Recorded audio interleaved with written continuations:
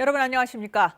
이번 달 시작되는 코로나19 백신 접종, 의료진과 요양시설에 있는 분들 다음 순서는 65살 이상 노인들이죠. 그런데 코로나19 백신 가운데 아스트라제네카 백신은 1,000만 명분 이상 국내에 들여올 예정인데 유럽 나라들 중심으로 고령층에게 접종을 하지 않거나 승인을 보류하고 있습니다.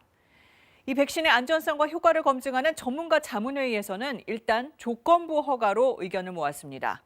하지만 가장 큰 관심사인 65살 이상 접종은 논의가 더 필요하다면서 판단을 미뤘습니다. 첫 소식 이충원 의학전문기자입니다. 만 65세 이상의 백신 접종 여부는 효과에 대한 자료가 충분하지 않으므로 신중하게 결정해야 한다. 아스트라제네카 백신 허가를 위한 중앙약사심의위원회에서 전문가들이 내린 결론입니다.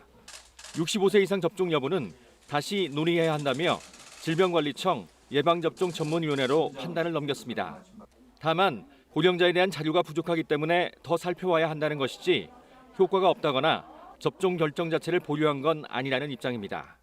효과가 충분히 검증될 때까지는 조금 더 완급을 조절하는 좀 더 신중하게 의료 현장에서 사용할 수 있도록 그러한 논의의 가능성을 저희가 열어둔 것에 해당합니다.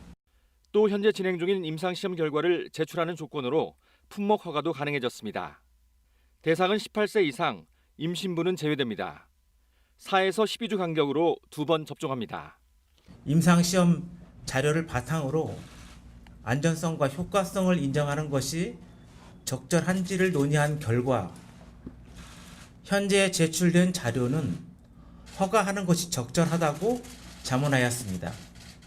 고령층 효과 논란으로 독일과 스웨덴에 이어 프랑스도 고령층에서 효과가 있는지에 대한 자료가 부족하다는 이유로 백신 접종 연령을 65세 미만으로 제한했습니다.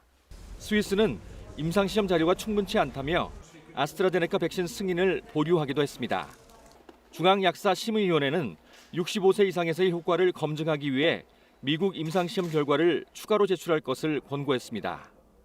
추가 자료를 요구해서 안전하게 가는 것이 필요하고 서둘러서 다급하게 해서 만약에 이제 부작용 문제라든지 효능 문제가 생기면 돌이키긴 어려운 거거든요. 질병관리청은 식약처가 백신을 허가하면 자문단과 예방접종 전문위원회를 거쳐 고령층 접종 계획을 결정하겠다고 밝혔습니다. KBS 뉴스 이충원입니다.